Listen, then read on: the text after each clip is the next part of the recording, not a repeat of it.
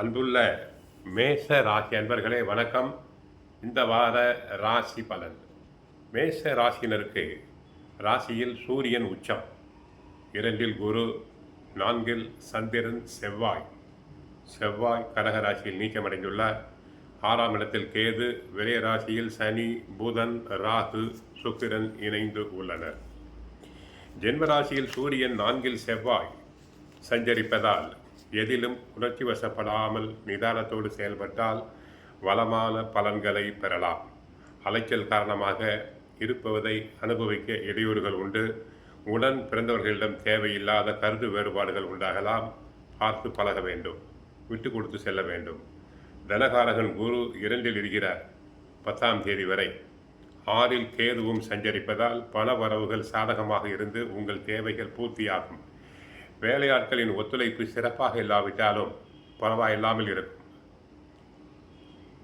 வேலைக்கு செல்பவர்களுக்கு பணி சுமை காரணமாக மன அமைதி குறை உண்டாகும். சக ஊழியர்களிடம் வீண் வாக்குவாதங்கள் செய்யாமல் இருப்பது தற்போதைக்கு நல்லது. மாணவர்கள் கெட்ட சகவாசத்தை ஒதுக்க வேண்டும். பயனுள்ள விஷயங்களில் நேரத்தை செலவிடுவது நல்லது. ராசிக்கு 5 சூரியன் உச்சமடைந்திருக்கிறார். அவருக்கு இருபுறமும் சுக்கிரன் குரு பரிவர்த்தனையில் அமர்ந்து யோகமான வாரம். தொழில் வளம் ஓரளவு சிறப்பாக இருக்கும். புதிய ஒப்பந்தங்கள் கிடைக்கும்.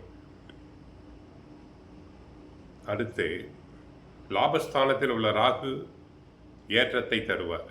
கஷ்டங்கள் நீங்கும். சனி பகவானும் லாபஸ்தானத்தில் இருப்பதால் வருமானம் அதிகரிக்கும்.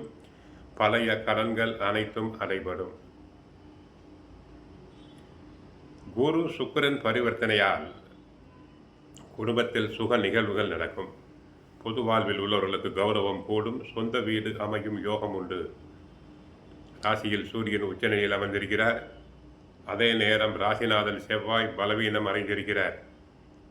ராசிநாதன் சனியை பார்ப்பது நல்ல அமைப்பல்ல. உஷ்ணம் சம்பந்தமான பிணிகள் தொல்லை தரும். எதையும் நிதானத்தோடு செய்ய வேண்டும். முன் கோபம் டென்ஷன் அதிகரிக்கும். வார்த்தைகளை அளந்து பேச வேண்டும். சகோதரர்களால் சிக்கல் வரலாம். வீண் வம்புகள் சேரும் வாய்ப்புகள் உண்டு. கந்த சஷ்டி பாராயணம் செய்யுங்கள். முருகனை வழிபடுங்கள். வாழ்க வளமுடன் மங்களம் உண்டாகட்டும்.